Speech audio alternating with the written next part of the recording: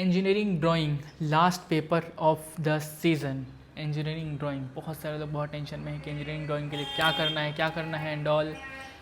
ED के लिए मैंने पिछली बार काफ़ी अच्छी वीडियोस बनाई थी लास्ट सीज़न में एंड उन वीडियोस में मैंने डायग्राम्स भी कुछ बताए थे, कौन कौन से डायग्राम्स हैं एंड ऑल। हो सकता है मैं और डायग्राम्स बनाना सिखाऊंगा इस बार, लेकिन फ़िलहाल जितने अवेलेबल वीडियोस हैं मेरी ईडी के लिए मैं सब वीडियोस इस वीडियो के आगे लगा दूंगा। एंड हो सकता है मोस्ट प्रोबेबली मैं एक और वीडियो लेके आऊँ ईडी के लिए, अगर टाइम मिलता है तो उसको देख लेना। फ़िलहाल तो इस वीडियो में जितने इंपॉर्टेंट टॉपिक्स होंगे, जितने इंपॉर्टेंट वीडियोस होंगी, जितने डायग्राम्स होंगे, सब कुछ मैं इसमें दिखा दूंगा। इस वीडियो में जितनी भी चीज़ें बताऊंगा सबको फॉलो करना अच्छे से। एंड हाँ, शायद से तुम लोग मेरे को फिर अगेन 6 मंथ बाद या फिर शायद कभी नहीं, पता नहीं, क्योंकि I don't know I will create videos और नॉट, बट ये फाइनली है जो ही है। Take care of you and your family. Subscribe कर लेना, क्योंकि इस चैनल पे हो सकता है तुम्हारे लिए मैं बहुत सी अच्छी चीज़ें लेके आ सकता हूँ in future, placement regarding and all. ऊपर वाला जाने क्या होने वाला है, बट हाँ, सब्सक्राइब कर लेना। And take care of you. पढ़ने के चक्कर में सब भूल मत जाना कि तुमको खुद का भी ध्यान रखना है। Placements, internships, career tension. अबे यार, इतनी इंटेलेक्चुअल बातें कर रहा हूँ, ये लोग परेशान कर रहे हैं। प्लेसमेंट्स। सो आज की वीडियो में बात करेंगे इंजीनियरिंग ड्राइंग आरजीपीवी, ईडी या फिर ईजी बहुत सारे लोग बोलते हैं। एक वीडियो इनफ नहीं होगी इसके लिए। मैं हर बार बोलता हूँ कि एक वीडियो इनफ है, एक वीडियो इनफ है, लेकिन इस बार एक वीडियो इनफ नहीं होगी, इस बार 2 वीडियोज़ होगी। एक वीडियो ये पार्ट 1 है, ठीक है। इसमें क्या क्या मैं बताऊँगा, इसमें तुमको बताऊँगा 8 most important topics, 8 most important questions plus. इसमें टोटल 9 यूनिट्स है, ऑलमोस्ट 9 मॉड्यूल्स हैं ईडी में। एंड 9 मॉड्यूल्स में से हर एक मॉड्यूल से तुमको 3 मोस्ट इंपॉर्टेंट क्वेश्चंस बता दूंगा, जो कि हर साल रिपीट हुए हैं, कितनी बार रिपीट हुए वो भी लिख दूंगा। प्लस हर एक यूनिट से 3 मोस्ट इंपॉर्टेंट क्वेश्चंस मिल जाएंगे। तो तुम अगर यूनिट वाइज प्रिपरेशन करना चाहते हो तो तुमको हर एक यूनिट से 3 क्वेश्चंस मिल जाएंगे। डैट मीन्स कि 27 क्वेश्चंस 9 मॉड्यूल्स से। तो अगर तुमको वैसे प्रिपरेशन करनी है तुम वैसे कर लेना। उसके बाद 8 मोस्ट इंपॉर्टेंट क्वेश्चंस जो कि ईडी के लिए मैंने बनाए थे पिछले बार, उसको भी मैं यहाँ पे दिखा दूंगा। उसके बाद बहुत इंपॉर्टेंट टिप्स जो कि फर्स्ट ईयर के स्टूडेंट्स हैं, स्पेशली जिन्होंने पहली बार ईडी का नाम सुना है कि ईडी होता क्या है, एंड 12th से पहली बार आए हैं, ईडी समझ में नहीं आ रहा कि होता क्या है इंजीनियरिंग ड्राइंग, उसके लिए कुछ बहुत ज़्यादा इंपॉर्टेंट टिप्स जो कि मैंने तुम्हारे सीनियर्स को बताया था उनको बता दूंगा यहाँ पे। तो वो एक बहुत इंपॉर्टेंट पार्ट होगा, उसको स्किप मत करना।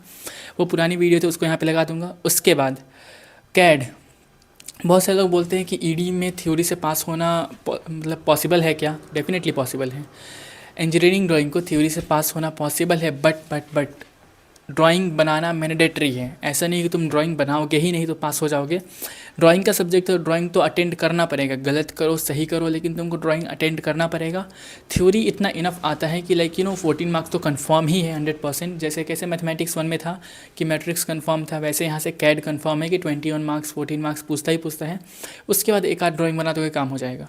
कैसे क्या रोड मैप होती है उसके लिए तुम कैड वाली वीडियो देखोगे, समझ में आ जाएगा। मैं कैड वाली वीडियो ही पूरा यहाँ पे लगा दूंगा। एंड इसमें 4-5 वीडियोस होंगी, like most important topics, important tips, unit wise important topics, सबको एक एक करके तुम देखते जाना। वीडियो को स्किप बिल्कुल मत करना। ये पहला पार्ट है, इससे तुम सेफ हो सकते हो, पासिंग मार्क्स तक ला सकते हो। दूसरा जो पार्ट होगा इंजीनियरिंग ड्राइंग के लिए, उसमें मैं ड्राइंग सिखा दूंगा, वर्नियर स्केल, डायगोनल स्केल क्या होता है, प्रोजेक्शंस क्या होते हैं। एक ही 1 शॉट लाऊंगा जिसमें सब कुछ सिखा दूंगा, ठीक है। ट्राई करूँगा कि उसको जल्दी लेके आऊँ कल तक। फिलहाल इस वीडियो को पूरा देखो। एंड इसको जिन लोगों ने पहले से देख रखा है, जो पुरानी वीडियोस में लगाऊंगा उनको, जिन लोगों ने पहले से देख रखा है उसको स्किप कर देना। जिन लोगों ने नहीं देखा है प्लीज़ एक एक चीज़ को देखना, वरना फिर बहुत प्रॉब्लम होगी। सो हेलो नमस्ते, अस्सलाम वालेकुम, मैं हूँ Farooq, final year student of CSCN। चलिए शुरू करते हैं without wasting any time. Unit wise most important topics 3 questions बताते जाऊँगा, फटाफट स्क्रीनशॉट लेते जाना, क्योंकि बहुत लंबी वीडियो होने वाली है, इसलिए इसको टाइम वेस्ट नहीं करेंगे बिल्कुल भी। सबसे पहले मॉड्यूल 1 की बात करें, उसमें है scales, plain scale, diagonal scale and vernier scale. देखो कितनी बार पूछा है, नीचे ईयर लिखा हुआ है, जून 2022, नवंबर 2022, जून 2023, दिसंबर 2023, 24, 25, हर बार पूछा है। दूसरा क्वेश्चन कॉनिक सेक्शंस, जिसमें देखो कितनी बार रिपीट हुआ है। तीसरा साइक्लॉइड, एपिक्लॉइड एंड इवेल्यूएट क्या होता है। उसके बाद बात करें मॉड्यूल 2 की, जिसमें projections of straight line, projection of line basically, projection of point भी पूछता है बहुत बार, projection of plane lamina and theory of projection. Projection की थ्योरी पूछता है बहुत ज़्यादा, पूछ देगा कि difference between first angle and third angle projection, difference between first angle and fourth angle projection. Projection की थ्योरी इनफ होती है, 7 मार्क्स तो कन्फर्म है, 100% कन्फर्म है कि 7 मार्क्स तो आएंगे ही आएंगे प्रोजेक्शन से थ्योरी। तो मैं बता दूंगा आगे, डोंट वरी। उसके बाद प्रोजेक्शन ऑफ सॉलिड मॉड्यूल 3 में, solid of incline planes and auxiliary view of solids. Then unit 4 की बात करें तो sections of solids, then development of surfaces and sectional views of prism, pyramid and cylinder. Unit 5 की बात करें, isometric view and projection of solid, isometric scale and combined solid isometric. Then module 6 की बात करें, कैड कमांड्स, कैड थ्योरी बहुत important है। इसके बाद पूरी इसकी वीडियो आएगी तो उसको देखना है। Zoom UCS and zoom command है ये basically. Then dialog box, tool bars, CAD basics, CAD के बेसिक्स हैं। से यूनिट 7 की बात करें, एडिटिंग कमांड्स, ये पूरा कैड का पार्ट है। डायमेंशनल एनोटेशन कैड का पार्ट है। सर्कल ड्राइंग कैड का पार्ट है। देन यूनिट 8 की बात करें, लेयरिंग कॉन्सेप्ट कैड का पार्ट है। Short notes on CAD projection scale, then view ports CAD का पार्ट है। देन मॉड्यूल 9 की बात करें, फ्लोर प्लानिंग, बीआईएम एंड देख लो कंपाउंड सॉलिड विजुअलाइजेशन। इतने सारे पार्ट्स थे एंड इनको यूनिट 9 तक भले ही कन्वर्ट किया गया है, यूनिट 9 तक है अपने आरजीपीवी के सिलेबस में, बट तुम इसको एज अ यूनिट 5 तक ही कंसीडर करो, क्योंकि जो आखिरी के 4 यूनिट्स हैं ना वो पूरा कैड ही है, ओनली कैड है। तो यूनिट 5 को तुम एक कैड मान सकते हो कि यूनिट 5 पूरा कैड है।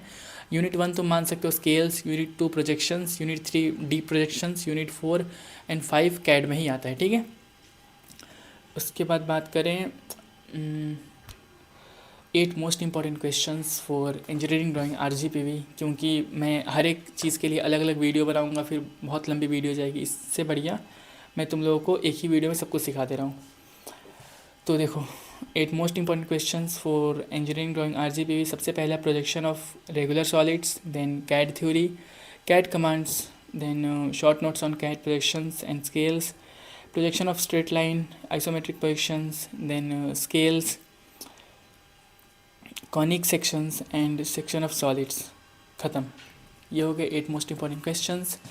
उसके बाद अभी से वीडियोस आएंगी जो कि पुरानी वीडियो से बहुत इंपॉर्टेंट। मैंने बताया ना कौन सी वीडियो थी, तुमको कौन से मोस्ट इंपॉर्टेंट टिप्स है जो कि फॉलो कर रहे हैं आरजीपीवी एग्ज़ाम में, ईडी के एग्ज़ाम को देते हुए। सबसे पहली बार अगर आप ईडी का एग्ज़ाम दे रहे हो तो आपको ये सब पढ़ना ही पढ़ना है। Some most important tips for engineering drawing और इंजीनियरिंग ग्राफिक्स। बहुत सारे स्टूडेंट्स का क्वेश्चन तो यही होता है कि इंजीनियरिंग ड्राइंग ईडी और इंजीनियरिंग ग्राफिक्स ईजी दोनों अलग अलग होता है क्या? नहीं भाई, दोनों सेम ही होता है, कोई इसमें डिफरेंस नहीं होता है, बस इसी का 2 नाम है और कुछ नहीं है। ऐसे बहुत सारे डिफरेंट क्वेश्चंस कि क्या क्या स्केल्स लेके जाने हैं एंड कैसे प्रिपरेशन करनी है, कैसे लिखना है एग्जाम्स में एंड ऑल, बहुत सारे क्वेश्चन है। सबका रिप्लाई इस वीडियो में मिल जाएगा एंड डेफिनेटली इस वीडियो में कुछ बहुत ज़्यादा इंपॉर्टेंट पॉइंट्स होंगे जिनको फॉलो करके तुम अपने एग्जाम्स में कम से कम आधे से 1 घंटा सेव कर सकते हो अगर इन चीज़ों को सीख लोगे तो, वरना फिर वहाँ पे बहुत कंफ्यूज हो जाओगे एंड बहुत सारी चीज़ें मिस हो जाएंगी, ठीक है। तो इसलिए इन चीज़ों को मिस नहीं करना, समझना है, इसलिए वीडियो को बिल्कुल भी स्किप मत करना। जितनी चीज़ें मैं कंसाइज में बता सकता हूँ बता दूंगा। जिन लोगों का ईडी में बैक रह गया था लास्ट सेमेस्टर में उनको तो थोड़ा बहुत एक्सपीरियंस भी होगा, लेकिन जिनका फर्स्ट टाइम है उनके लिए बहुत टेंशन वाली बात है, इसलिए बहुत ध्यान से अच्छे से समझना, ठीक है। सबसे पहले सबसे इंपॉर्टेंट क्वेश्चन लोग पूछते हैं कि क्या इंजीनियरिंग ड्राइंग के पेपर में ड्राइंग की शीट अलग से मिलती है और थ्योरी की शीट अलग से मिलती है, जो कि मैंने लास्ट वीडियो में बता रखा है। ड्राइंग के लिए एक अलग से शीट मिलती है जिसमें ओनली ड्राइंग करना होता है, नो थ्योरी। थ्योरी के लिए एक अलग से शीट मिलती है जिसमें ओनली थ्योरी लिखना होता है। बट कुछ ऐसे क्वेश्चंस होते हैं जिनका थ्योरी पार्ट बहुत सारा होता है, लाइक 1 पेज का थ्योरी होता है, तो क्या उनका थ्योरी ड्राइंग वाले पार्ट में लिखेंगे या फिर थ्योरी वाले पार्ट में? एंड कुछ थ्योरी छोटे छोटे ऐसे होते हैं जिनको ड्राइंग वाले पार्ट में ही लिखना पड़ता है, उसको कैसे क्या करना मैं आगे बता रहा हूँ, ठीक है। फिलहाल इतना याद रखो कि शीट अलग से मिलती है ड्राइंग के लिए, ओनली थ्योरी के लिए अलग से शीट मिलती है। जैसे first angle and third angle projection के बीच में डिफरेंस बता दो, ऑर्थोग्राफिक एंड आइसोमेट्रिक प्रोजेक्शन के अंदर डिफरेंस बता दो, या फिर कैड के क्वेश्चंस हो गए। सारे क्वेश्चंस के लिए थ्योरी के लिए अलग से पेज होगा एंड स्केल्स को सॉल्व करना होगा, जैसे मान लो स्केल बनाना हो गया तो उसके लिए अलग से ड्राइंग पेज होगा। बट क्वेश्चन 2, क्या इंजीनियरिंग ड्राइंग में ड्राइंग बिना बनाए पास हो सकते हैं? बहुत सारे स्टूडेंट्स के क्वेश्चन होते हैं कि क्या बिना ड्राइंग के पास हो सकते हैं? तो नहीं हो सकते हो, बिना ड्राइंग के पास होना इम्पॉसिबल है, क्योंकि ड्राइंग्स बनाना ही पड़ता है। हाँ, एक इसमें सबसे बड़ा क्वेश्चन आता है कि क्या अगर गलत ड्राइंग होगा तो उसके मार्क्स मिलेंगे? तो हाँ मिलेंगे। अगर तुम्हारे लाइक ड्राइंग का स्ट्रक्चर सही है, मतलब तुमने ठीक ठाक बना दिया है एंड भले ही वो मतलब साफ सुथरा नहीं है या फिर उसमें लाइन सही नहीं डली या फिर समथिंग कुछ भी, बट मिलेंगे, ऐसा कोई दिक्कत नहीं है कि नहीं मिलेंगे, मिलेंगे। बट वही इशू है मेन कि साफ होगा अगर, तो अच्छे मार्क्स मिलने के चांसेस हाई हैं, लेकिन अगर साफ नहीं होगा तो चांसेस थोड़े लो हैं, लेकिन मिलेंगे मार्क्स, 2-3 मार्क्स मिलेंगे, ये कंफर्म है। ज़रूरी नहीं है कि सारे ड्राइंग सही ही होने चाहिए, गलत भी हो सकते हैं। एंड उसमें वैसा नहीं कि पूरे पूरे मार्क्स कट जाएंगे, 7 to 7 मिलेंगे, 2-3 मार्क्स हर एक ड्राइंग के मिलेंगे, बस बनाना है। आई सेड ऑलवेज कि अटेम्प्ट करना है, पैराबोला बनाओ, हाइपरबोला बनाओ, इलिप्स बनाओ, इन सब के डायग्राम्स एंड जितने भी नोट्स एंड ऑल सब कुछ मैं कोशिश करूंगा कि आज ही सेंड कर दूं सारी चीज़ें। And first of all thank you so much तुम लोगों को, लाइक यू नो मैंने एक वीडियो बनाई, एक छोटा सा पोस्ट डाला था इंस्टा पे कि मेरे को एक नोट्स चाहिए तुम लोगों से, मतलब जिनके पास भी अवेलेबल है ईडी के नोट्स एंड बीसी के नोट्स। फिर मैंने उसका स्क्रीनशॉट डाल दिया ग्रुप पे, and I was not aware about this कि इतने सारे लोगों ने, लाइक यू नो 100 to 200 लोगों ने मेरे को शेयर किया है ईडी के notes and all, hand written notes and PDFs and all. भाई मतलब ऐसा मेरे को फील हुआ कि मैंने कभी आजमाया ही नहीं तुम लोगों को। Thank you so much. तो मैं सारी चीज़ें आज भेज दूंगा कोशिश करके। उसके बाद एक बहुत इंपॉर्टेंट चीज़, बहुत सारे लोग पूछते हैं कि क्या स्केल्स लेना ज़रूरी है इंजीनियरिंग, ग्राफिक्स का जो स्केल होता है वो, फिर अलग अलग टाइप के पेंसिल्स होते हैं एंड ऑल। तो पेंसिल्स तो फिर भी ले सकते हो, स्केल थोड़ा सा महंगा आता है। एंड लिटरली अगर तुमने अभी तक ले लिया है तो कोई दिक्कत नहीं है, बहुत ही अच्छी बात है क्योंकि तुमने ले लिया है, स्केल पहले से यूज़ कर रहे हो। बट अगर किसी ने नहीं लिया है तो आज मतलब अभी के बाद मत लेना उस चीज़ को, क्योंकि 1-2 दिन के लिए बिना मतलब का उतना पैसा वेस्ट करने का कोई मतलब नहीं बनता। अगर तुम्हारे पास पहले से है तो बहुत अच्छी बात है, लेकिन अगर नहीं है तो 1-2 दिन के लिए मत लेना, क्योंकि एग्जाम्स के बाद वो फिर वेस्टेज हो जाएगा, कोई मतलब नहीं होगा उसका। कहने का मतलब है कि नॉर्मल स्केल से भी स्मार्टली काम टैकल हो सकता है, समझ रहे हो। जैसे मैं तुम लोगों को पढ़ा रहा हूँ ना, मैंने आज तक स्केल यूज़ ही नहीं किया, अब बताओ। वैसा नहीं कि मेरे ईडी में कोई बैक आया, और मेरे ईडी के मार्क्स काफ़ी अच्छे आए थे, बट मेरे कैड की वजह से आए थे, क्योंकि मेरा कैड बहुत स्ट्रांग था। कैड और स्केल्स के 2-3 डायग्राम्स हो गए, जैसे डायगोनल स्केल बहुत इंपॉर्टेंट होता है, एंड प्रोजेक्शंस, इन्हीं के बलबूते मेरे B+ आए थे, एंड जो कि काफ़ी बेटर मैं मानता हूँ। A+ नहीं है ठीक है, बट B+ काफ़ी बेटर होता है। एंड वो ओनली मेरे स्केल्स, थोड़े से प्रोजेक्शंस एंड पूरा पूरा कैड के बेसिस पे आया था। तो ऐसा है कि हो जाता है, विदाउट स्केल भी काम चल सकता है, बट अगर ले लिया तो अच्छी बात है, नहीं लिया तो अभी से मत लेना, ठीक है। पैसे वेस्ट करने की कोई ज़रूरत नहीं है। उसके बाद सबसे इम्पोर्टेंट क्वेश्चन कि जैसे कि स्केल का क्वेश्चन, तो स्केल ड्राइंग पेज पे बनाएंगे और थ्योरी वही लिखना है या नहीं। हाँ, ये कमेंट आया था एक कि जैसे मान लो स्केल का क्वेश्चन है, ठीक है, तो स्केल में आरएफ निकालना पड़ता है, फिर लेंथ ऑफ स्केल निकालना पड़ता है।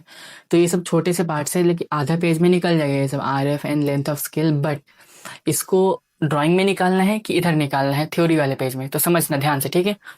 अभी एक पेज दिख रहा होगा तुम लोगों को, ये दोनों देख के तुमको समझ में आ रहा है कुछ, देखो क्या करना है। सबसे पहले जो क्वेश्चन में दिया हुआ है स्केल निकालना, एंड ये सब मैं सिखाऊंगा, डोंट वरी, स्केल निकालना सिखा दूंगा, इतना तो मैं कर ही दूंगा। बट मैं सोच रहा हूँ कैसे करूँ, कब से कंफ्यूज हूँ। बट व्हाट्सएप चैनल को ज्वाइन कर लेना, कुछ ना कुछ मैं सोच रहा हूँ इसके लिए, या फिर लाइव क्लास ले लेंगे, जो भी देख लेंगे। तो देखो स्केल जब निकालोगे ना, तो उसमें क्या एक आरएफ निकालते हैं, ठीक है। तो आरएफ निकालोगे तो लाइक यू नो 4-5 लाइन में निकलेगा, एंड फिर उसके बाद लेंथ ऑफ स्केल निकालोगे, जो भी निकालोगे, तो एक पेज में सब कुछ हो गया। बट इसको थ्योरी वाले पेज में करना है, ड्राइंग वाली शीट में नहीं करना है। ये सब चीज़ थ्योरी वाले पार्ट में करना है। बस जो आरएफ लास्ट में निकला है और जो लेंथ ऑफ स्केल निकला है उसको लिख देना है ड्राइंग वाले पार्ट में, कि आरएफ मेरा इतना निकला है, ड्राइंग मतलब लेंथ ऑफ स्केल इतना निकला है, ठीक है। उसके बाद सबसे इंपॉर्टेंट पॉइंट कि जो तुमने थ्योरी लिखी है एंड जो तुमने डायग्राम बनाया है, उन दोनों को अटैच कैसे करना है।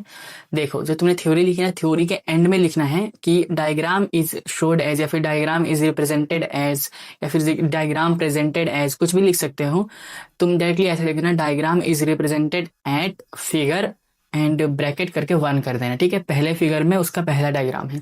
फिर जो तुम डायग्राम बनाना, मतलब जो भी स्केल का तुम पूरा बनाओगे फिगर एंड ड्राइंग, उसमें तुम नीचे लिख देना फिगर 1। तो समझ जाएगा कि फिगर 1 कौन सा है, जो कि जिसका थ्योरी यहाँ पे लिखा हुआ है, इसका फिगर 1 वो वाला है जो कि इसका डायग्राम है। फिर तुम कोई दूसरा क्वेश्चन सॉल्व करोगे, मान लो तुमने प्रोजेक्शन का एचपीवीपी वाला सॉल्व किया, या फिर तुमने पैराबोला सॉल्व किया, कुछ भी बनाया, तो उसका तुमने थ्योरी यहाँ पे लिख दिया। या फिर जैसे मान लो third angle and first angle projection का डिफरेंस तुमने बताया, तो third angle and first angle में उसका वो डायग्राम भी होता है एंड थ्योरी भी होता है। तो उसका थ्योरी तुमने इसमें लिख दिया, एंड डायग्राम के लिए क्या कर दिया, लास्ट में लिख दिया diagram is represented at figure 2। उसके बाद तुमने डायग्राम के नीचे लिख दिया फिगर 2। दैट मीन्स कि इस डायग्राम के लिए फिगर 2 वाला थ्योरी है, एंड इस थ्योरी के लिए फिगर 2 वाला डायग्राम है। तो ऐसे क्या अटैच हो सकता है, समझ रहे हो ना। तो इससे कोई दिक्कत नहीं होगी एग्जामिनर को समझने में। एंड बाकी तुम क्वेश्चन नंबर तो ऊपर मेंशन करोगे ही। तो ये हो गया, काफ़ी इंपॉर्टेंट पॉइंट था ये। उसके बाद ये हो गया। उसके बाद डन।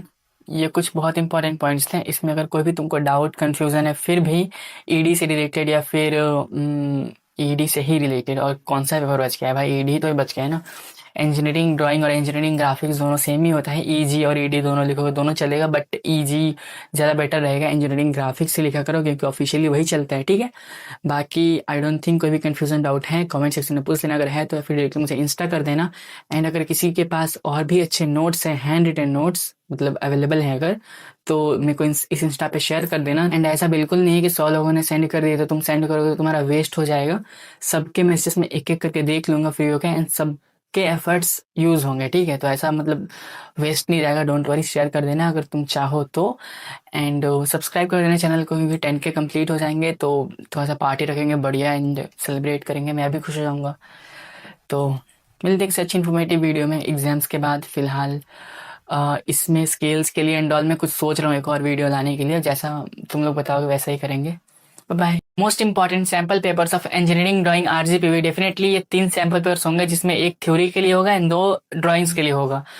डेफिनेटली अगर तुमने इन 3 सैम्पल पेपर्स को सॉल्व कर लिया ना तो 100% कंफर्म हो कि तुम अच्छे मार्क्स से पास हो सकते हो, अच्छे ग्रेड से पास हो सकते हो। आई डोंट मीन कि मेरे पास क्वेश्चन पेपर है, बट तुम एक ऐसा इमेजिन करो कि एग्जाम हॉल में जाने से पहले तुमको एक क्वेश्चन पेपर मिला है जो कि तुमको सॉल्व करना है, एंड जा रहे हो एग्जाम हॉल में 50% उसी में से आ गए, तो भाई सोचो कितनी अच्छी बात होगी ना। उसी हिसाब से 2 सैम्पल पेपर दूंगा ड्राइंग के लिए जो कि काफ़ी सिमिलर होंगे, एंड एक होगा ओनली थ्योरी के लिए। बहुत सारे जूनियर्स का एक क्वेश्चन होता है कि क्या इंजीनियरिंग ड्राइंग ओनली थ्योरी से निकल सकता है, तो एक तरह से बोल सकते हैं हाँ निकल सकता है, लेकिन प्रैक्टिकली पॉसिबल नहीं है। जैसे क्या होता है ना कि थ्योरी से इनफ मार्क्स आते हैं, इनफ मीन्स कि 21 मार्क्स तो कंफर्म है कि तुम्हारे थ्योरी आएंगे ही आएंगे, बट एक ड्राइंग बनना चाहिए। अब वो चाहे गलत बने सही बने, नो मैटर, तुम्हारे ड्राइंग्स बनने चाहिए। Got it. मैं उस चीज़ को उतना ओपनली नहीं बोल सकता, but you have to understand this कि मैं जितना समझा रहा हूँ, प्लेन स्केल, डायगोनल स्केल या फिर वर्नियर स्केल, तीनों स्केल में से कोई एक स्केल तुम्हारा एटलीस्ट ड्राइंग बनना चाहिए। गलत हो सही हो एक्यूरेट हो ना हो बात की बात है, बट बनना चाहिए, क्वेश्चन सॉल्व होना चाहिए, ठीक है।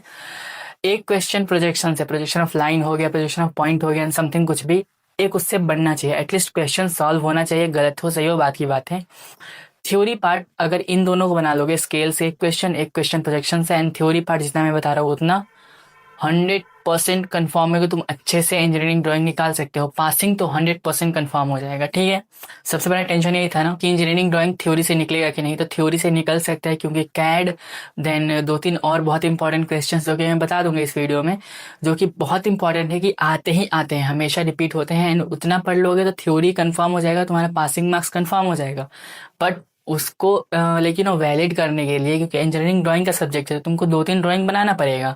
तो वो 2-3 ड्राइंग में तुम क्या बनाओगे, स्केल्स बनाओगे, प्रोजेक्शन बनाओगे, इनफ हो जाएगा। एंड डोंट वरी, मैं वो भी बता दूंगा कि कौन से स्केल्स बनाने हैं, कौन से प्रोजेक्शन बनाने हैं, तुम बस उसको सीख लेना, थोड़ा बहुत बनाना, कॉपी पेस्ट भी जाके मार दोगे ना वहाँ पे तो हो जाएगा, ठीक है। व्हाट्सएप चैनल को ज्वाइन कर लिया होगा तुमने, बाई चांस अगर नहीं किया है तो इस वीडियो के डिस्क्रिप्शन में व्हाट्सएप ग्रुप का लिंक है, वहाँ से ज्वाइन कर लेना, या फिर अपने किसी फ्रेंड से बोलना, आसपास जो भी तुम्हारे लोग रहते होंगे, डेफिनेटली कोई नहीं वो तो जानता ही होगा, इतना तो यकीन है मेरे को, तो उनसे बोलना, वो लोग लिंक शेयर कर देंगे, वहाँ से ज्वाइन कर सकते हो, या फिर मेरे को इंस्टा फॉलो कर देना, वहाँ पे मेरी हाईलाइट्स में पड़े हैं, वहाँ से ज्वाइन कर सकते हो, ठीक है। तो इतना इनफ हो जाएगा, एंड डेफिनेटली मैं जो जो बोलूँगा ना बस उसको कॉपी और पेस्ट मार देना, हो जाएगा। अब इससे ज़्यादा तो कोई क्या कर सकता है बताओ, समझ रहे हो ना। तो चलो फटाफट स्टार्ट करते हैं। सैम्पल पेपर 1 जो कि बहुत इंपॉर्टेंट है। सबसे पहले हेलो नमस्ते अस्सलाम वालेकुम, मैं हूँ Farooq, third year student of CSC, final year student of CSC. चलिए शुरू करते हैं विदाउट वेस्टिंग एनी टाइम। सबसे पहले सबसे इंपॉर्टेंट पहला सैम्पल पेपर क्वेश्चन 1 का, ये देखो डायगोनल स्केल के ऊपर, एंड डेफिनेटली ये ईजीएस्ट है, डायगोनल स्केल बहुत ईजी है बनाना, डायगोनल स्केल बहुत इंपॉर्टेंट है, हर साल ऑलमोस्ट रिपीट होता है, ठीक है। उसके बाद 1 का भी एपिक्लॉइड, एपिक्लॉइड बहुत ज़्यादा इंपॉर्टेंट है, ये भी रिपीट होता है। क्वेश्चन 2 पूरा है एचपीवीपी के अंदर, जो कि मेरे को पूरा बताना पड़ेगा अभी horizontal plane and vertical plane क्या होता है। अब तुम लोग बताओ इसको मैं कैसे समझाऊं, क्योंकि आई गेस मैं बोर्ड पे समझा सकता हूँ जैसे मैंने मैथमेटिक्स 2 के लिए किया था, बट उतना पॉसिबल नहीं हो पा रहा है क्योंकि यहाँ पे बोर्ड का थोड़ा इशू हो जा रहा है। दूसरा स्टूडियो मेरा बिल्ड होने वाला है अभी। एंड या फिर मैं कॉपी पे समझा सकता हूँ अगर तुम लोग बताओ कमेंट सेक्शन में, तो या फिर मैं उसके नोट्स ही बना के ओनली ग्रुप में शेयर कर दूँ एंड वहाँ पे मैं वॉइस नोट में एक्सप्लेन कर दूँ। कमेंट सेक्शन में बताओ इसको कैसे समझाया जाए। एंड एक बहुत इंपॉर्टेंट चीज़, अगर किसी के पास ईडी के नोट्स पड़े हैं, मतलब प्रॉपर नोट्स अच्छे हैंड राइटिंग में इंजीनियरिंग ड्राइंग के, तो प्लीज़ मेरे को इस इंस्टा पे शेयर कर देना अगर कर सकते हो तो। मतलब अगर तुम चाहते हो कि तुम्हारे थ्रू किसी दूसरे जूनियर्स का भी हेल्प हो जाए, तुम्हारे जो फ्रेंड्स है, तुम्हारे classmates, obviously anyone don't wants to share their notes and all, जो कि उनकी पूरी 6 महीने की मेहनत होती है। But still if you want तो मैं तुमको क्रेडिट भी दे सकता हूँ भाई, कोई दिक्कत नहीं है। बट कर दोगे तो अच्छा होगा, सबके लिए भला हो जाएगा। तो अगर किसी के पास अच्छे नोट्स पड़े हैं तो दे देना, मैं ग्रुप पे भी शेयर कर दूंगा, तो इससे क्या सबको सबको हेल्प हो जाएगी। अदरवाइज फिर मेरे को ही बनाना पड़ेगा सब। क्वेश्चन 3 है हेक्सागोनल प्लेट्स, एचपीवीपी का क्वेश्चन ये भी है। उसके बाद क्वेश्चन 3 का बी भी एचपीवीपी का ही है। ये सब क्वेश्चंस डेफिनेटली तुम लोगों ने कॉलेज में पढ़े होंगे क्योंकि कॉलेज में प्रोजेक्शन और स्केल्स यही पढ़ाते हैं सिर्फ, इसके अलावा कुछ खास बताते नहीं हैं। प्रोजेक्शन में भी एचपीवीपी, स्केल्स में प्लेन स्केल, यही थोड़ा बहुत ठीक से पढ़ाते हैं कॉलेज वाले। तो आई गेस कॉलेज गए हो तो कॉलेज में ये सब चीज़ तो बेसिक समझाए होंगे। एचपी मीन्स क्या होता है, horizontal plane, and VP means vertical plane and all. तो बाकी मैं समझा दूंगा अपने हिसाब से, देखता हूँ क्या करना है। फिलहाल तुम सैम्पल पेपर समझ लो कि कौन कौन से क्वेश्चंस आने वाले हैं। इतने कंफर्म है कि आएंगे ही आएंगे, हो सकता है बस न्यूमेरिक्स चेंज हो जाए, क्वेश्चन यही हो सकता है, बहुत हाई चांसेस हैं। उसके बाद क्वेश्चन 4 एंड 5 दोनों एचपी वीपी के क्वेश्चन है। एंड मैंने इतने सारे एचपी एंड वीपी के क्वेश्चन इसीलिए डाले हैं क्योंकि ये बहुत इजी टू अंडरस्टैंड है एंड छोटे टॉपिक्स हैं एंड ये बहुत इंपॉर्टेंट है, समझ रहे हो। और भी बहुत सारे टॉपिक्स थे जो कि मतलब इसमें ऐड कर सकते थे, लेकिन इतने टॉपिक्स जो है ना वो रिपीट मोड पे चलते हैं। एचपी वीपी के 3 क्वेश्चंस तो हमेशा आते हैं, हमेशा। छोटा सा टॉपिक है ये, इसको समझना काफ़ी ईजी है, इसके ड्राइंग्स काफ़ी ईजी होते हैं एंड ये बहुत इंपॉर्टेंट है, इसलिए मैंने इसके टोटल 5-6 न्यूमेरिकल्स डाल दिए हैं। इतना अगर तुमने सॉल्व कर लिया ना तो भाई एकदम क्लियर एग्जाम्स, ठीक है। बाकी मैं बता रहा हूँ क्या करना है इसके लिए। क्वेश्चन 6 की बात करें, क्वेश्चन 6 है first angle and third angle projection, पूरा थ्योरी है, इसमें बिल्कुल भी कुछ नहीं है, मतलब ग्राफ्स एंड ऑल। 6 का ए पूरा पूरा first angle and third angle projection, बस डिफरेंस बताना है कि फर्स्ट एंगल प्रोजेक्शन में क्या डिफरेंस होता है एंड थर्ड एंगल प्रोजेक्शन में क्या डिफरेंस होता है। तुमने वो एक्सिस देखा होगा ना, जैसे 8th क्लास में पढ़ते थे, एक्स एक्सिस होता है, वाई एक्सिस होता है, then first quadrant, second quadrant, then third quadrant and fourth quadrant. वही सेम कॉन्सेप्ट इसमें भी अप्लाई होता है। जैसे ऐसे बोल सकते हैं कि फर्स्ट एंगल का जो पोजीशन होता है वो एक्स एक्सिस के ऊपर होता है, देन थर्ड एंगल का पोजीशन एक्स एक्सिस के नीचे होता है, देन वाई एक्सिस के पीछे होता है, आगे होता है एंड ऑल, इसी हिसाब से बताना है। बट इसका प्रॉपर डेफिनेशन स्क्रीन पे दिखा दो क्या, चलो ये लो, ये हो गया प्रॉपर डेफिनेशन। इतना लिख दोगे ना बहुत इनफ है आरजेपी में। एंड ये क्वेश्चन 100% कन्फर्म है कि आएगा आएगा। हो सकता है कभी कतार नहीं आता, लेकिन बहुत हाई चांसेस है रिपीट होने के, इसलिए इसको याद से कर देना, ठीक है। उसके बाद 6 का भी है लेयरिंग कॉन्सेप्ट। लेयरिंग कॉन्सेप्ट बहुत इंपॉर्टेंट है, जो कि मैंने कैड वाली वीडियो में एक्सप्लेन कर दिया, जाके देख लेना। क्वेश्चन 7 का ए, क्वेश्चन 7 का बी, देन 8th का ए, 8th का बी। ये सारे क्वेश्चंस मैंने ऑलरेडी काफ़ी अच्छे से एक्सप्लेन कर रखे हैं कैड वाली वीडियो में, मेरी लास्ट वीडियो में, तो जाके देख लेना। एंड ये हो गए टोटल 8 क्वेश्चंस का सैम्पल पेपर। पहला सैम्पल पेपर था ये, ठीक है। अगर तुमने पहला सॉल्व कर लिया फिर तुमको दूसरे पे आना है, पहला सॉल्व करने के बाद दूसरे पे आना है। दूसरा सैम्पल पेपर देख लो, जो कि है प्लेन स्केल। पहला क्वेश्चन है इसका प्लेन स्केल, जिसमें उसमें डायगोनल स्केल था, इसमें प्लेन स्केल है। दूसरा क्वेश्चन है इसका वर्नियर स्केल। अब डायगोनल स्केल बहुत इंपॉर्टेंट, डायगोनल स्केल आने के चांसेस बहुत हाई हैं, लेकिन plain scale and vernier scale ये भी सीख लोगे तो ये भी आते हैं कभी कभी। तो plain scale and vernier scale सीखना इजी है डायगोनल स्केल के कंपैरिजन में, तो इन दोनों को भी सीख लेना अगर वो सीख लोगे तो, ठीक है।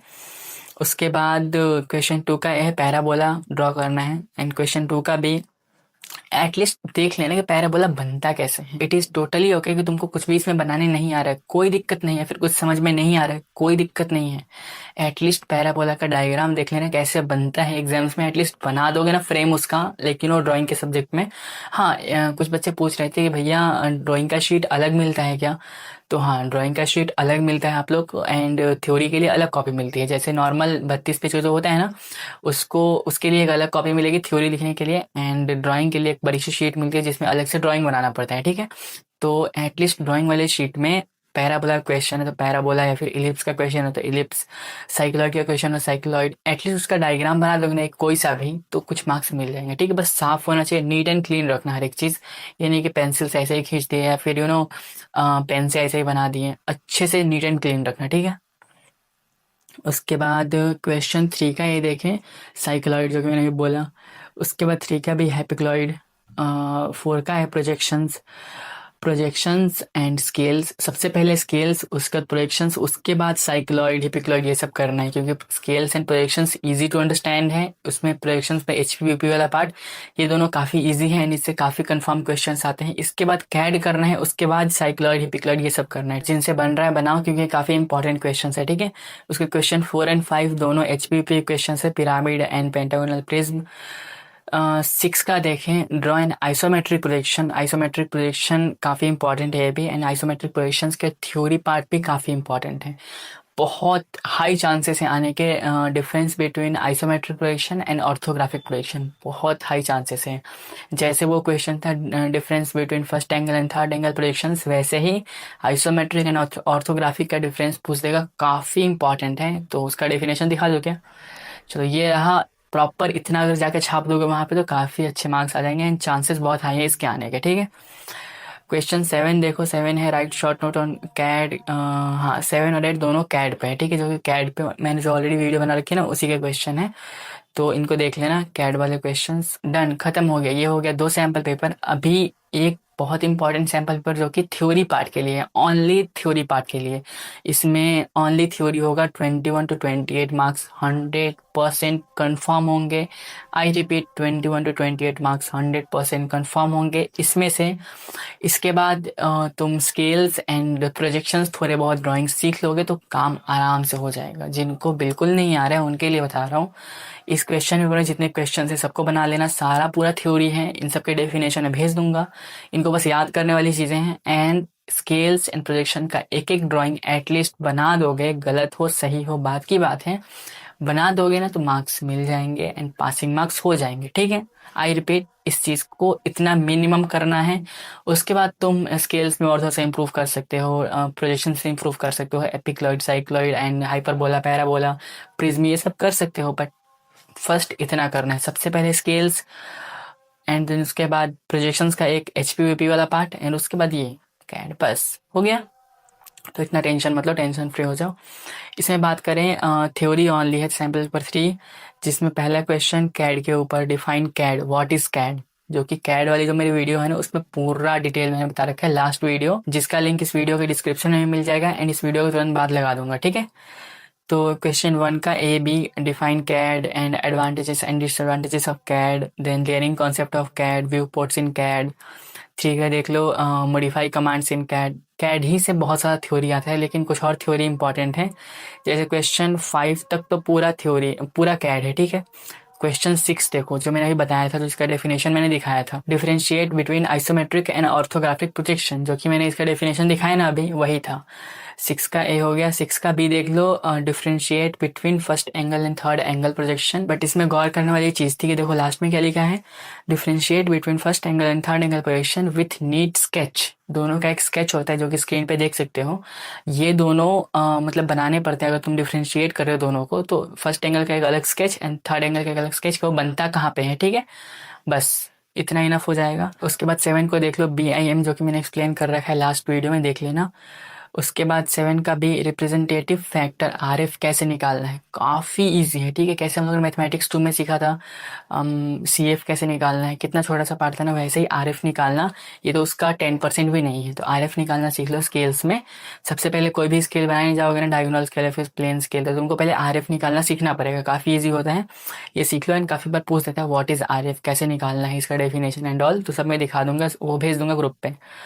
Question 8, explain the applications of drawing in scale. Applications of drawing in scale से भी कई बार पूछ देता है कि कौन कौन से एप्लीकेशंस होते हैं। तो मतलब बेसिकली बोले तो जैसे स्केल्स बनाने से क्या क्या रियल लाइफ में यूज़ होता है, उसका कहाँ कहाँ यूज़ होता है, वही चीज़ है कि स्केल्स बनाने से रियल लाइफ में कहाँ कहाँ यूज़ होता है, कैसे कैड था, तो एप्लीकेशंस ऑफ कैड क्या क्या हो सकता है, काफ़ी इंपॉर्टेंट पार्ट है। अगर मैं तुमसे पूछूं एप्लीकेशंस ऑफ कैड क्या होगा, तुम बोलोगे ना application of CAD, that means उसको घर का नक्शा बनाने में यूज़ कर सकते हैं, उसको कार का नक्शा बनाने में यूज़ कर सकते हैं एंड ऑल, बहुत सारी चीज़ें।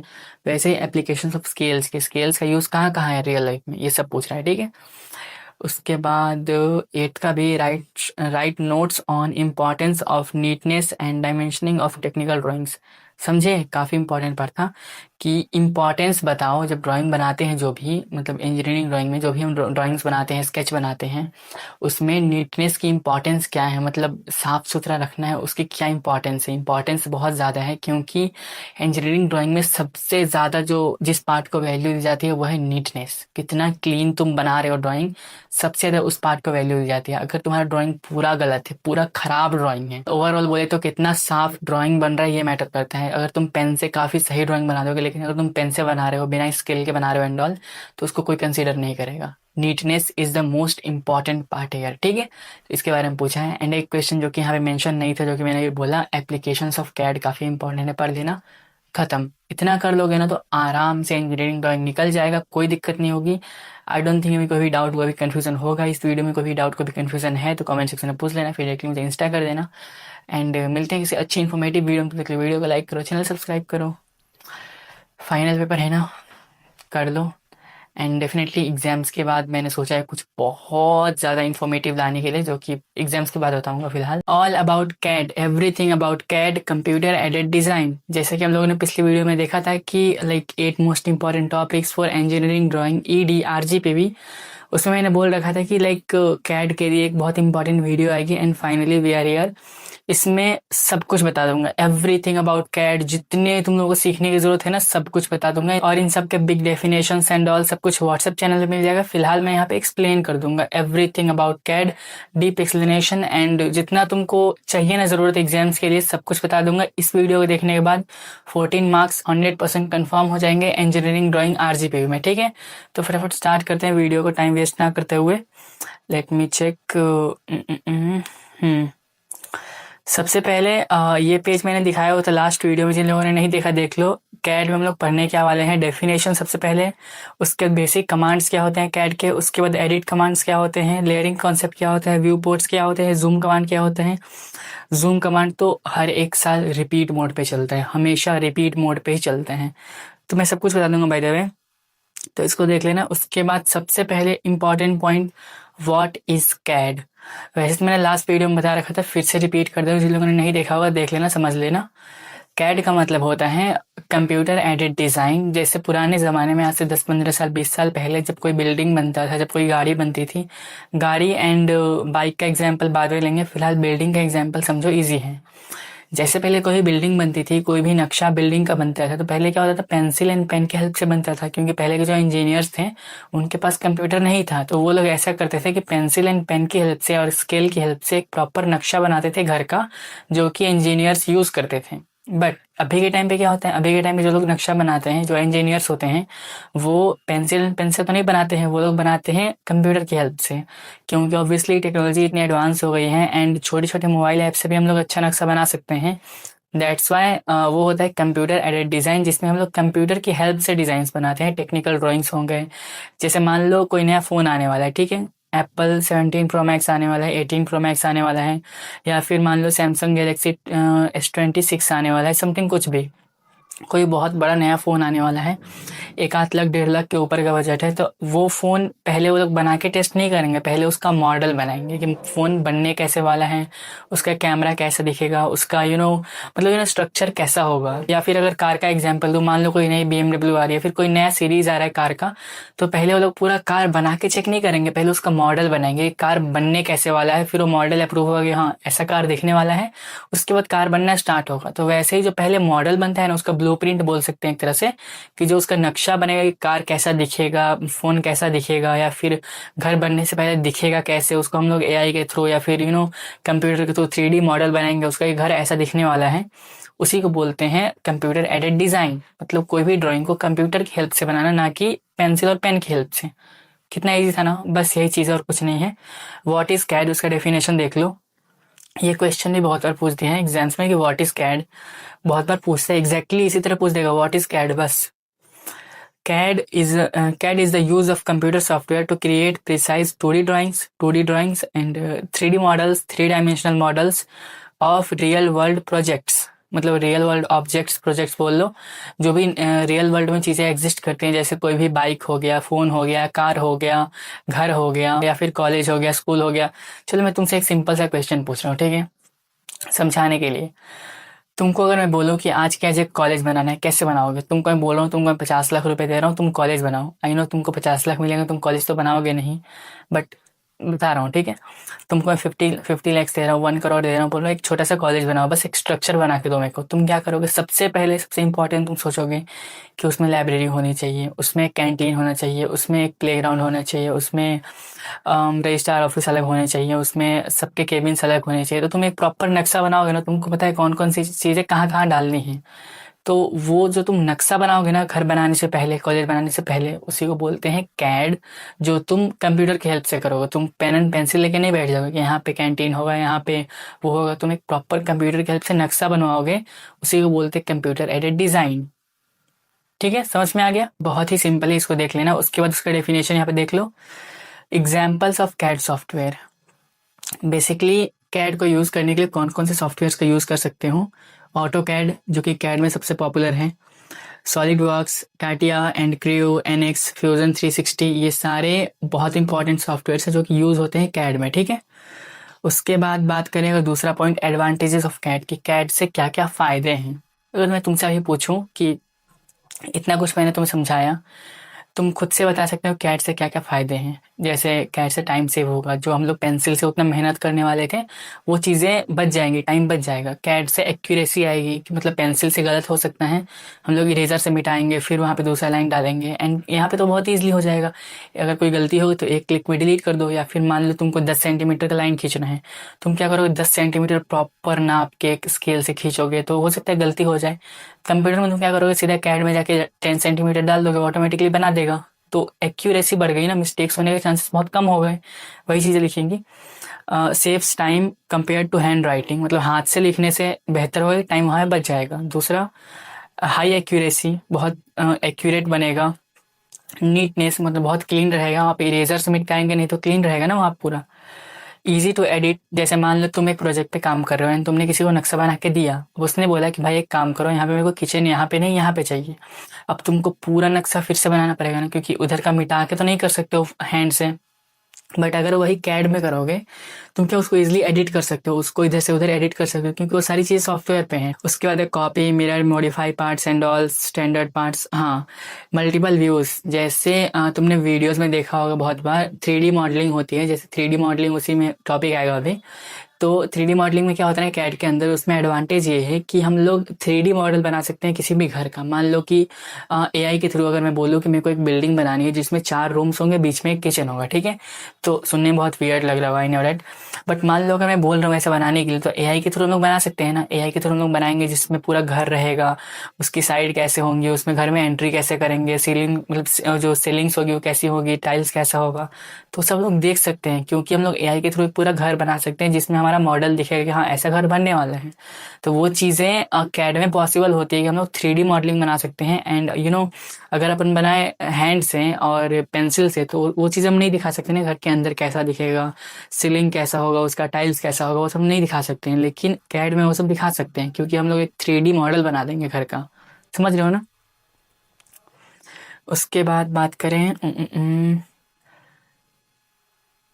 Stores designs digitally for sharing and backup. जैसे मान लो कि फ्यूचर में तुमने कोई नक्शा हाथ से बनाया, उसको तुमने किसी को दे दिया, बात खत्म, फिर तुमको दूसरा नक्शा किसी और के लिए बनाना है, तो तुमको पूरा नक्शा फिर से बनाना पड़ेगा। बट यही अगर कैड में बनाओगे, तो मान लो तुमने सेम घर बनाया एंड कोई और तुमको क्लाइंट है जो कि बोल रहा है कि वैसा ही हमको दूसरा घर, बस हमको ये मॉडिफाई कराना है, तुम क्या करोगे, उसी वाले नक्शे को उठाओगे एंड उसमें मॉडिफाई करके दे दोगे, तो बैकअप रहते हैं अपने पास। वेस्टेज बचता है, जैसे मान लो कि कॉपी में बनाओगे तो ऑब्वियसली बहुत सारा मिस्टेक होगा, बहुत सारे पेजेस वेस्ट होंगे, यहाँ पे वेस्ट नहीं होगा। उसके बाद हो गया डिसएडवांटेजेस ऑफ कैड, मतलब इसका नुकसान क्या क्या है। ऑब्वियसली जिस चीज़ का फायदा होता है उसका नुकसान भी हमेशा होता है, तो उसका नुकसान क्या क्या है कैड का वो देख लो। इसमें सबसे पहला पॉइंट है needs, computer hardware and software cost.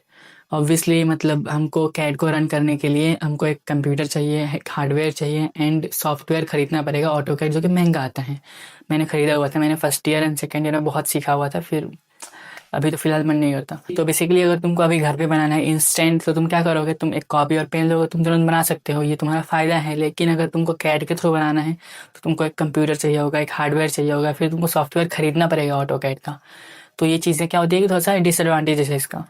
उसके बाद require skills operators and training. Obviously CAD कोई हलवा चीज़ तो है नहीं कि तुम ऐसे ही एडिट करके फोटो एडिटर ऐसा नहीं कर सकते हो, उसको पूरा सीखना पड़ता है 6 to 7 months, उसका पूरा कोर्स करना पड़ता है उसका, तो वो एक टफ चीज़ हो जाती है। Depends on electricity and system stability. मतलब ऑब्वियसली अगर तुम्हारा अच्छा सिस्टम है, महंगा सिस्टम है, या फिर हार्डवेयर अच्छा है उसमें, या फिर जीपीयू अच्छा है, तो तुम्हारा अच्छा रन करेगा कैड। एंड इलेक्ट्रिसिटी चली गई, जैसे मान लो लाइट चली गई तो बंद हो जाएगा। ऐसे ही दो और पॉइंट से देख लेना। उसके बाद बात करें बेसिक ड्राइंग कमांड्स।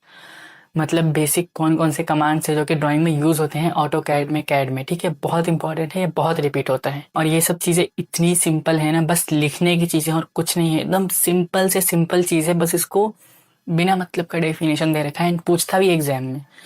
तुमको मैंने बोला था ना, बहुत ही स्टार्टिंग में बोला था पिछली वीडियो में भी, कि बहुत सिंपल चीज है कैड, बस इसको थोड़ा समझना पड़ता है। Definition of line. लाइन क्या होता है तुम बताओ, मैं तुम सबसे लाइन क्या होता है, तुम क्या बोलोगे?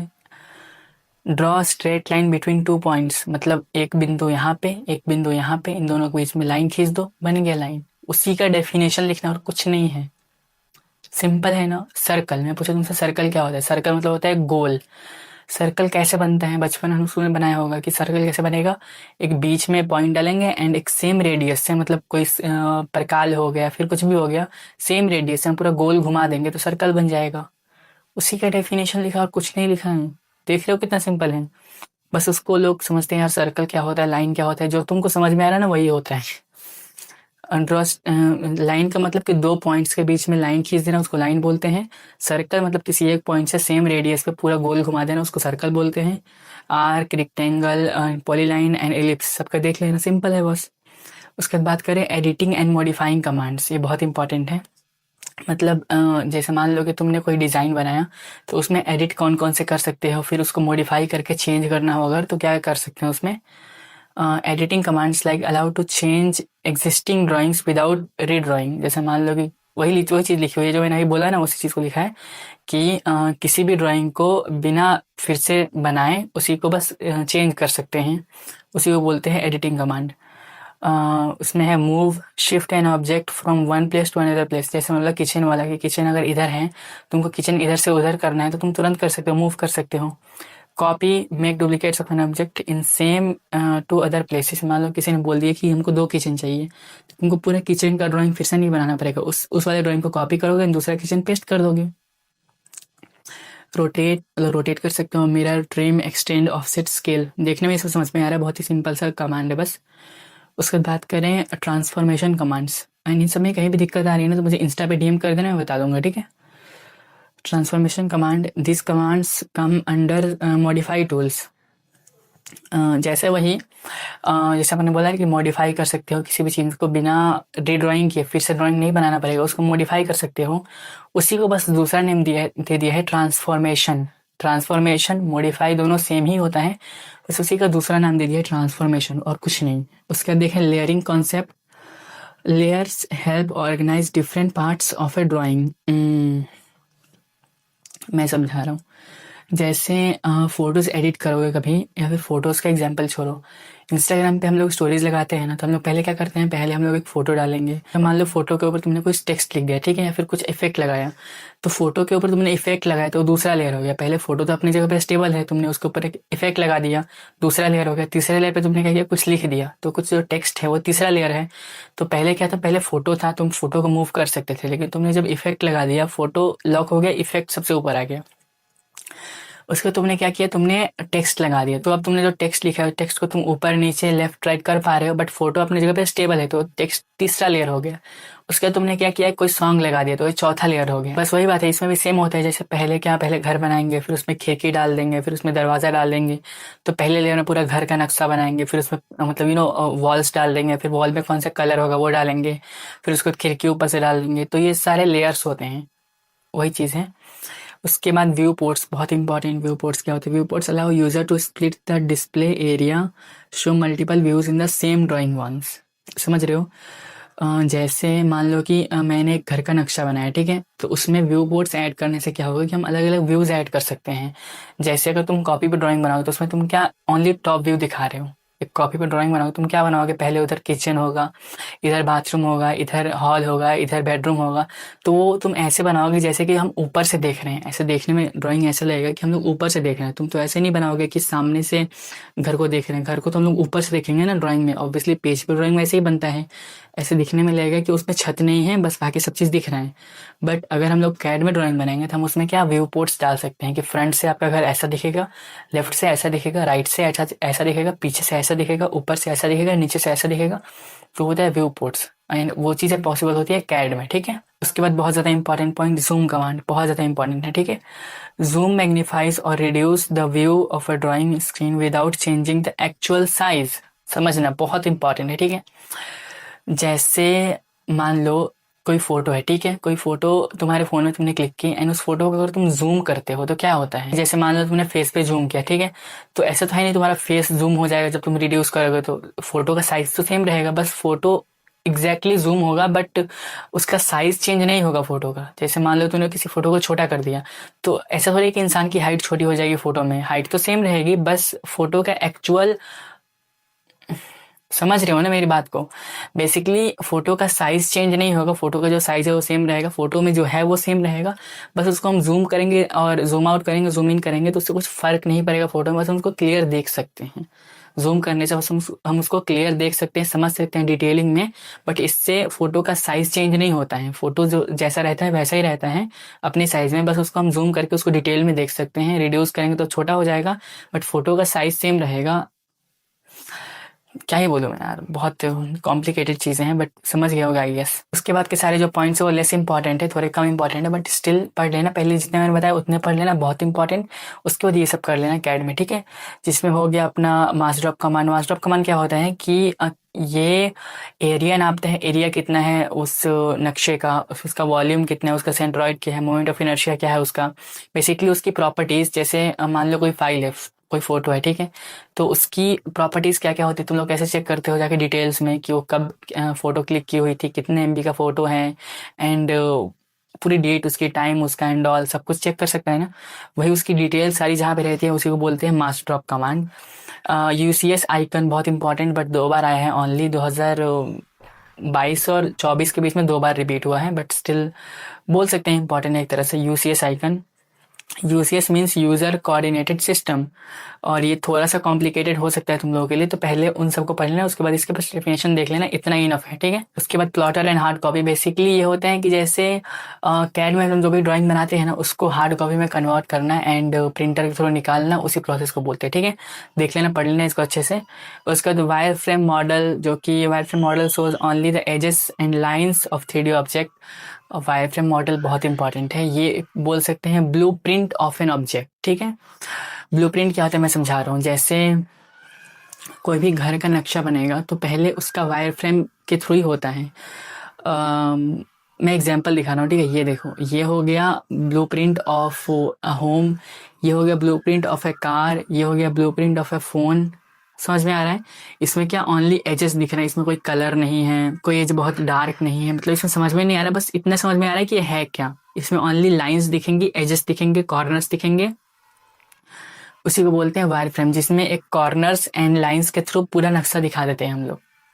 ये सबसे पहला पॉइंट होता है। इसमें क्या होता है, पहले वायर फ्रेम, फिर उसके बाद उसमें कलर डलता है, फिर उसके बाद उसमें प्रॉपर्टीज डलती हैं, क्या क्या होगा, फिर उसमें कैमरा डलेगा, या फिर कार अगर होगी तो फिर उसका हेडलाइट डलेगा, या फिर अगर घर होगा तो उसका विंडो डलेगा, बट सबसे पहले वायर फ्रेम बनता है, ठीक है। उसके बाद हो गया आइसोमेट्रिक वर्सेस ऑर्थोग्राफिक प्रोजेक्शन, बहुत ज़्यादा इंपॉर्टेंट, बहुत रिपीट होता है, बहुत ज़्यादा इंपॉर्टेंट है, देख लेना दोनों के डेफिनेशंस। एक ये topic first angle and third angle projection, ये तो हमेशा ही रिपीट होता है, बहुत ज़्यादा इंपॉर्टेंट है। कैसे मैंने बताया था बैटरी पहले में केवीएल एंड केसीएल बहुत इंपॉर्टेंट था, आया था ना, लॉजिक गेट्स आया था, बहुत इंपॉर्टेंट था। वैसे ही first angle and third angle projection का only theory part, only theory, not even numericals, not even drawing and all, theory पढ़ लो उसका, थ्योरी बहुत इंपॉर्टेंट है, उसका थ्योरी बहुत पूछता है, ठीक है।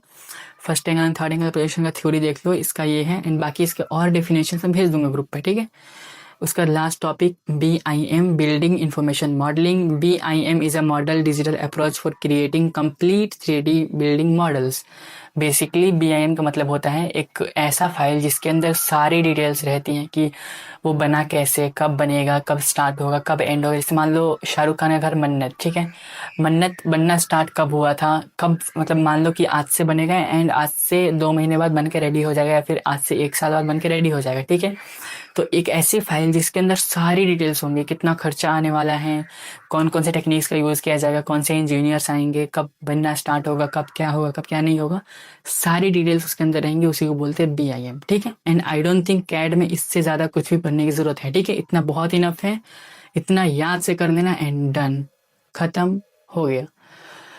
अभी कोई भी डाउट, कोई भी कंफ्यूजन है कैड से रिलेटेड तो मुझे कमेंट सेक्शन में पूछ लेना, फिर डायरेक्टली मुझे इंस्टा कर देना। एंड इसके सैम्पल पेपर्स के ऊपर एक वीडियो ला दूंगा या फिर व्हाट्सएप चैनल पर शेयर कर दूंगा, जैसा सिचुएशन होगा। मिलते हैं किसी अच्छी इन्फॉर्मेटिव वीडियो में, तक वीडियो को लाइक करो, चैनल सब्सक्राइब करो। लास्ट पेपर है ये, आई विश, आई प्रे कि पेपर काफ़ी अच्छा जाए मेरे सब्सक्राइबर्स का, इसलिए सब्सक्राइब कर लो, वरना ये प्रेयर तुमको नहीं लगेगा। ऐसा नहीं है, सब्सक्राइब करो या ना करो बात की बात है, बट सबका पेपर काफ़ी अच्छा जाना चाहिए, जो कि मैं भी मेहनत कर रहा हूँ, तुम भी मेहनत करो, कुछ भी छोड़ना नहीं है। कैड पूरा पढ़ जाओ, अभी जो 8 टॉपिक्स बताए थे मैंने वो भी पढ़ जाओ, बाकी मैं और बता रहा हूँ क्या करना है, ठीक है। Bye, take care of you and your family. Engineering drawing RGPV ED एक दिन में कैसे निकालना है। बहुत सारे लोग ऐसे हैं जो कि इस वीडियो को देख रहे हैं एंड इन्होंने इसके पहले ED को छुआ तक नहीं है। इवन कल की वीडियो जो मैंने अपलोड की है वो भी नहीं देखी होगी एंड अभी पहली बार देखने बैठ रहे हैं। ED में सिर्फ एक दिन बचा है, कैसे क्या निकलेगा। या फिर बहुत सारे लोग ऐसे होंगे जो कि एक नाइट पहले देख रहे होंगे, कैसे होगा।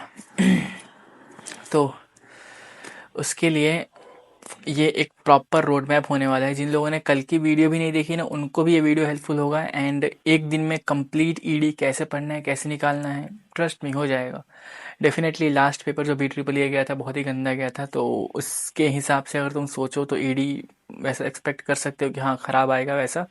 बट इसमें इतनी प्रिपरेशन करा दूंगा कि पास तो हो ही जाओगे, ठीक है। बैकलॉग्स बिल्कुल नहीं लेंगे।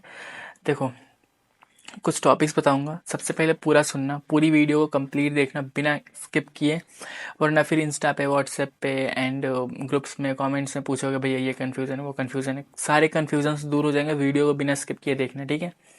सो हेलो नमस्ते अस्सलाम वालेकुम, मैं हूँ Farooq, final year student of CSE। चलिए शुरू करते हैं without wasting any time.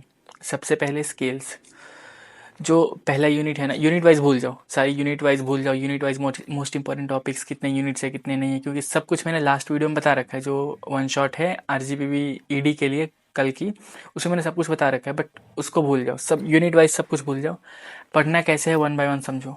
Scales पढ़ना है, स्केल्स के बारे में समझना है, स्केल्स क्या होते हैं, कितने टाइप के होते हैं एंड कहाँ से पढ़ना है वो बताऊँगा। उसका टेंशन मतलब पहले ये समझो कि स्केल्स पढ़ना है, कॉपी और पेन लेके बैठ जाओ कि स्केल सबसे पहले पढ़ना है।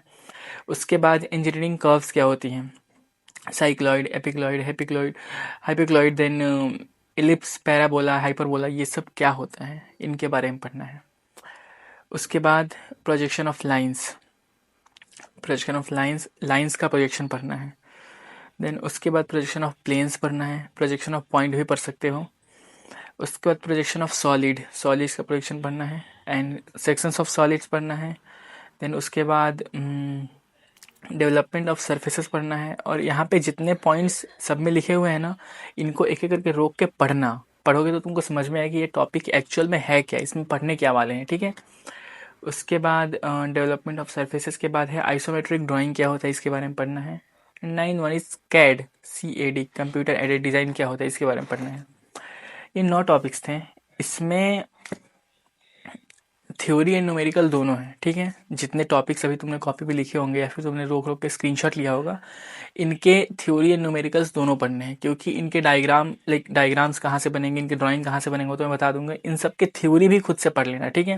एक एक टॉपिक को उठाना है एंड ChatGPT आई गेस सबके फ़ोन में होगा, अपने हिसाब से अगर तुम समझ सकते हो तो समझ जाना, अदरवाइज मैं इनके आंसर्स तो दिखाऊंगा ही आगे, ठीक है। तो इनके थ्योरी पार्ट को भी करना है। प्लस जो मैंने लास्ट वीडियो में बोला था कि इंजीनियरिंग ड्राइंग में कैड 21 मार्क्स कैरी करता है, ठीक है। तो 21 मार्क्स, 14 मार्क्स तो कंफर्म ही है, 21 मार्क्स आने के चांसेस बहुत हाई रहते हैं कि 21 मार्क आपके कैट से आ जाएंगे। तो 21 मार्क्स ओनली कैट कैरी कर रहा है। उसके बाद कुछ टॉपिक्स ऐसे हैं, कुछ थ्योरी ऐसी है, हर एक यूनिट्स हैं। जैसे यूनिट 1 में थ्योरी है कि स्केल्स क्या होते हैं, व्हाट इज स्केल्स, स्केल्स के कितने टाइप्स होते हैं, diagonal scale, vernier scale and plain scale. Plain scale में नहीं भूल गया था मैं। तो लाइक इतने सारे स्केल्स हैं, इनके टाइप्स कौन कौन से हैं, ये क्यों यूज़ होते हैं, तो इसके बारे में भी लिखना होता है, ठीक है। और इस ये एक थ्योरी 7 मार्क्स 14 मार्क्स में आ जाते हैं। प्लस यूनिट 2 से बात करें, प्रोजेक्शंस क्या होते हैं, व्हाट इज़ प्रोजेक्शंस, इसके बारे में पूछ देता है, इसके रियल लाइफ एप्लीकेशंस पूछ देता है कि रियल लाइफ में यूज़ कहाँ कहाँ होते हैं। तो हर एक यूनिट से कुछ थ्योरी है जो कि बहुत इंपॉर्टेंट है। और एज इट इज़ क्वेश्चन मैं बता दे रहा हूँ, लाइक 12 क्वेश्चन है टोटल। इन 12 क्वेश्चन को बता दे रहा हूँ, इनके कंप्लीट आंसर्स भी दिखा दूंगा। इनको पढ़ लोगे तो एटलीस्ट तुम्हारे 35 मार्क्स तो कंफर्म हो ही जाएंगे, क्योंकि ये क्वेश्चन आते हैं, रिपीट होते हैं, ठीक है। उसके बाद ड्राइंग वाले पार्ट पे आते हैं। तो देखो, लेट मी शो यू, ये हो गए अपने। सबसे पहला question, what you mean by projection, projection क्या होता है, प्रिंसिपल ऑफ प्रोजेक्शन। क्वेश्चन 2 की बात करें, differentiate between first angle and third angle projection, हमेशा ही रिपीट होता है ये तो क्वेश्चन। उसके बाद explain orthographic projection, orthographic projection क्या होता है। एक्सप्लेन आइसोमेट्रिक प्रोजेक्शन, इसका बस थ्योरी लिखना है। उसके बाद differentiate between isometric view and isometric projection. उसके बाद explain the concept of sectioning and sectional views, then what is section planes and explain their types, then उसके बाद what is development of surfaces, then उसके बाद explain auxiliary plane and auxiliary view. उसके बाद write short notes on conic sections, conic section के ऊपर short note लिखने के लिए पूछता है। उसके बाद short notes on cycloid, epicycloid and hypocycloid. उसके बाद short notes on scales, scales क्या होते हैं उसके बारे में लिखना, जो मैंने पहले ही बताया। ख़त्म। ये 12 टॉपिक्स थे, इनके कंप्लीट आंसर्स दिखा दे रहा हूँ, एक एक करके स्क्रीनशॉट ले लेना। उसके बाद बता रहा हूँ इनको पढ़ना कैसे है। सबसे पहला, व्हाट इज़ प्रोजेक्शन, उसका पूरा डेफिनेशन देख लो। इसको एज इट इज़ यहाँ से कॉपी करके एग्जाम में जाके लिख दोगे, कंप्लीट 7 मार्क्स मिलेंगे, ठीक है। ये क्वेश्चन अगर आया, इस टाइप से रिलेटेड कुछ भी क्वेश्चन आया, तुम यहाँ से उठा के कंप्लीट लिख दोगे, कंप्लीट 7 मार्क्स मिलेंगे। क्वेश्चन 2 की बात करें, differentiate between first angle and third angle projection, इसको उठा के वहाँ से लिख दोगे, हो जाएगा। देन क्वेश्चन 3 की बात करें, explain orthographic projection. Then question 4 की बात करें, explain isometric projection, differentiate between isometric and isometric projection view and projection. Then 6 की बात करें, explain the concept of sectioning and sectional views. उसके बाद 7 की बात करें, सेक्शन प्लेन्स। उसके बाद 8 की बात करें, development of surfaces, explain the importance. 9th की बात करें, auxiliary plane and auxiliary view. उसके बाद 10th की बात करें, write short notes on conic section. 11th की बात करें, short notes on cycloid, epicycloid and hypocycloid. उसके बाद 12th की बात करें, टाइप्स ऑफ स्केल्स। इन सब के आंसर्स को स्क्रीनशॉट ले लेना। अभी देखो, ये इतना थ्योरी इधर हो गया, एंड जो मैंने लास्ट एक कल वीडियो बनाई थी उसमें बहुत सारा थ्योरी है, बहुत सारे इंपॉर्टेंट क्वेश्चन है, बहुत सारी टिप्स हैं, जिसमें कैड मैंने पूरा पढ़ा रखा है। उसमें कैड की पुरानी वीडियो मैंने वहाँ पे लगा दी थी, तो कैड पूरा देख लेना, पहले पार्ट से जो इसके पहले की वीडियो है, और ये एक वीडियो हो गई। इससे तुम्हारा कंप्लीट थ्योरी हो गया, ठीक है। कंप्लीट थ्योरी मीन्स कोई इंसान अगर इतना कर लेता है, 2 वीडियो, जो कल की वीडियो है, आज की वीडियो, तो उसके बैकलॉग्स तो नहीं लगेंगे, ठीक है। उसके बाद जो लाइक स्केल्स वाले पार्ट हैं, प्रोजेक्शन ऑफ पॉइंट वाले पार्ट है, projection of line, projection of solids, इन सब के प्रोजेक्शन बनाने हैं। एंड डेफिनेटली अगर मैं उनको वन शॉट बनाने जाऊंगा तो कम से कम 4-5 वीडियोस तो लगेंगी ही लगेंगी मिनिमम। अच्छे से समझाऊंगा तो कम से कम 15-20 वीडियोस लगेंगी। एंड ऑब्वियसली तुम्हारे सीनियर्स के एग्जाम्स भी चल रहे हैं इसके साथ साथ, तो मैं इन सबको मैनेज करने की कोशिश कर रहा हूँ कि सबका एग्ज़ाम प्रॉपर निकल जाए। एंड तुम्हारे सीनियर्स में तो सबके ब्रांचेस अलग अलग हैं, तो सबके लिए अलग अलग वीडियोस वन शॉट बनानी पड़ेंगी मेरे को। सबसे पहले जितना मैंने थ्योरी बताया उतना थ्योरी तो कर ही लेना, उतना थ्योरी पढ़ लेना अच्छे से, एंड लास्ट वाली वीडियो देख लेना। उसके बाद मैं क्या करता हूँ कि जितने लाइक 10 टॉपिक्स होंगे, स्केल्स के, प्रोजेक्शन के एंड सॉलिड्स के, कॉनिक सेक्शन से, हाइपरबोला, पैराबोला, सबसे मिला के 10 वीडियोज़ मैक्सिमम, उससे ऊपर वीडियोज़ नहीं होंगे। तो मैंने क्या सोचा है कि हार्डवर्क करने से बेटर स्मार्ट वर्क करते हैं, ठीक है। तो जितनी अच्छी वीडियोस अवेलेबल है यूट्यूब पे related to such topics like scales, projection of points, conic sections and all, उन सबको उठा के मैं व्हाट्सएप चैनल पे शेयर कर दूंगा, क्योंकि मैं उन वीडियोस को यहाँ पे नहीं लगा सकता, ऑब्वियसली कॉपीराइट आ जाएगा क्योंकि उनके पेटेंट है उन वीडियोस पे। प्लस उन वीडियोस को मैं डिस्क्रिप्शन में भी नहीं डाल सकता क्योंकि उससे भी प्रॉब्लम्स हो सकती है मेरे को, तो मैं उन वीडियोस को व्हाट्सएप चैनल पे ही शेयर कर सकता हूँ क्योंकि फिर वहाँ से मैं डिलीट कर दूंगा एग्जाम के बाद। ठीक है, देखो मैक्सिमम 10 वीडियोस होंगी, जितने थ्योरी मैंने बताया उतना थ्योरी कर लो, तो थ्योरी पार्ट से तुम पासिंग मार्क्स तो सेफ हो जाओगे। ठीक है, उसके बाद जो इंपॉर्टेंट ड्राइंग्स है जो कि बहुत ही अच्छे से एक्सप्लेन्ड है, मैं खुद से पहले पूरा देखूंगा, उसके बाद अच्छी अच्छी वीडियोस तुम लोगों को शेयर कर दूंगा जो कि काफ़ी अच्छे से एक्सप्लेन हो चुके होंगे। ठीक है, रिसर्च करूंगा अच्छे से एंड अच्छी अच्छी वीडियोस तुम लोगों को व्हाट्सएप पे शेयर कर दूंगा ग्रुप पे।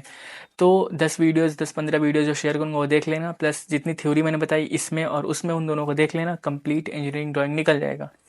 आई डोंट थिंक किसी को कोई डाउट एंड कन्फ्यूजन होगा, and definitely this will be the end video of this semester for you guys. देखते हैं कब मिलते हैं हम लोग नेक्स्ट वीडियो में, कौन सी वीडियो होगी, एंड मे बी मैं तुम लोगों को हेल्प करूँगा for coding, may be, I don't no मैं कितने टाइम बाद फिर से वापस वीडियो पे आऊँगा, क्योंकि पिछले सेमेस्टर में मैं 4-5 महीने बाद मैंने वीडियो बनाई थी डायरेक्टली, बीच में मैंने कुछ अपलोड नहीं किया था, बहुत सारे काम भी होते हैं, प्लस प्लेसमेंट्स भी मेरे खुद के चल रहे हैं। देखते हैं, take care of you and your family, bye. Insta follow कर लेना, ठीक है।